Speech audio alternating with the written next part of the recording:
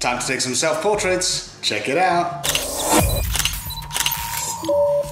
Now, I've seen a lot of people on various Facebook photography groups ask how to take self-portraits. Now, the principle is actually fairly simple. As long as your camera has a self-timer and manual focus, you can do it. So, what I've got here is actually a bit more of a complex setup. I'm using speed lights. You don't need speed lights, it's just that I happen to like to shoot with speed lights. So you need your camera on a tripod, or something steady if you don't have a tripod, and then something to focus on, which will be you. And in this case, I've got this cute little face here drawn by my daughter. If you don't have a kid to draw you a picture, you can feel free to draw yourself. So this is what I will be focusing in on. So set your camera into manual focus mode, and then on your actual shutter release thing, set it to a 10-second timer. If you don't have a remote trigger, you can get various apps or physical triggers, then set it to a 10-second timer, because that's the most annoying thing, is that you have to, once you set your focus and everything else, then you basically press a button. You've got 10 seconds to get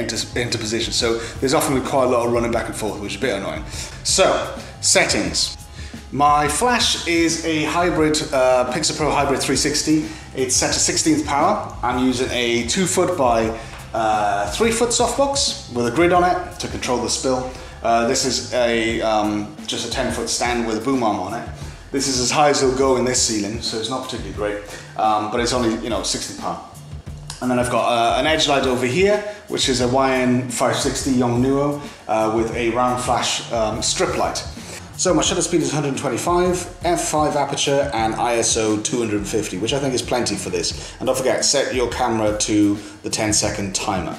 Now, I've heard several people suggest shooting like, f7, f8, and blah, blah, blah, onwards and stuff. You can, but I just find that you might struggle with the actual light unless you're shooting broad daylight outside or something. So the reason I set it like f5 is that that's plenty to allow depth within the shot for you to be in or out of focus kind of thing. So the focus area is wide enough to guarantee that you're gonna be sharp and in focus. So f5 is what I decided to go with on this shot. So here goes. I'm gonna move the stand out of the way, put my chair there, and fire away.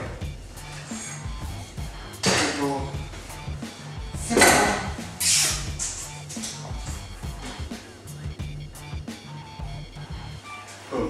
If only I had a wireless trigger, eh?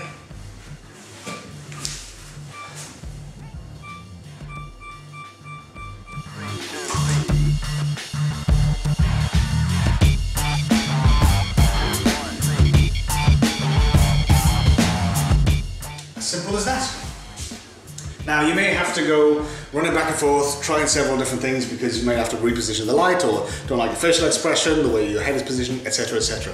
But that's essentially it. You just basically, like I said, put something there to focus on, set your camera into manual focus, put it on 10-second timer, and yeah, that's basically it, and apply those sort of settings. Play around. Those actual settings are for this particular lighting setup. So depending on what lighting setup you're going for, as long as the aperture, the depth of field is enough for you to be in focus, then mess with your shutter speed and the ISO until you get it right.